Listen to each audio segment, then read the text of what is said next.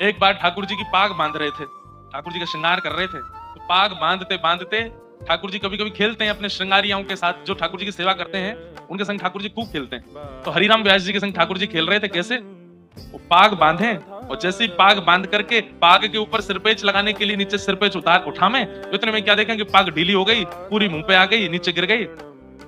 एक बार, दो बार, तीन बार, चार बार, 6-7 बार जब पाग बांध दी और बार बार खुलने लगी, तो हरिराम व्यास जी बोले ये पाग पहननी नहीं है, शायद इनको दूसरी लाता हूं। दूसरी पहनाई तो वो भी उतार दी।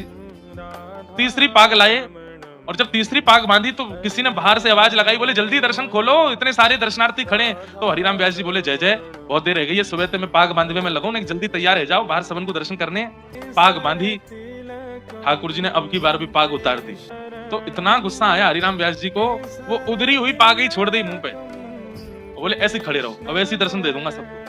अरे सुबह से इतने लाड़ प्यार में आ गए हो, इतने ज्यादा जो है बिगड़ते जा रहे हो, इतने भाव से हम सेवा करते हैं और आपको बिल्कुल चैन नहीं पड़ता है, एक पाग नहीं बंधवा रहे हो, खड़े रहो ऐसे ही, नहीं बांधनी अब पाग, और ऐसे ही दर्शन करा दूंगा सबको।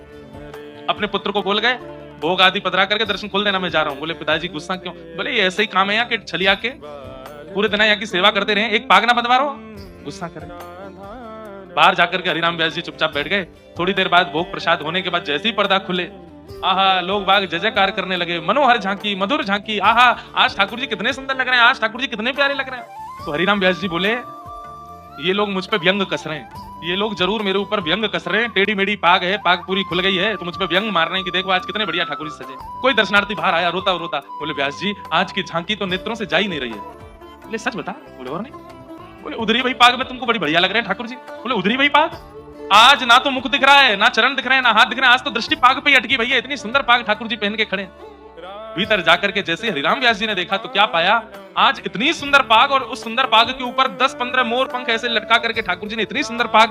पुत्र को बुलाया, हरिराम व्यास जी बोले तूने बांधी पाग? बोले नहीं पिताजी, आप जैसी छोड़ गए थे वैसी थी, पता नहीं कैसे बांध ली। तुरंत हरिराम व्यास जी के नेत्र बंद हो गए और नेत्र बंद होते ही मन में झांकी प्रकट हुई, क्या कि मैं तो उधरी वही पाग छोड़ के बाहर चलोगे और गुस्सा में। तब प्रिया जी, तब किशोरी जी आई और किशोरी जी ने आकर के देखी हैं ऐसे बुरे बावड़े से बन के खड़े हो, ठाकुर जी पाग क्यों नहीं बांधी? बोले आज मोए आपके हाथन से बदवावे को मनो, या हमारे हरिराम व्यास को परेशान कर रहे हो, अब आप आए गई हो, अब आप ही बांधो। तो आज की पाग किशोरी जी ने बांधी है ठाकुर जी को, इसलिए इतनी सुंदर लग रही है।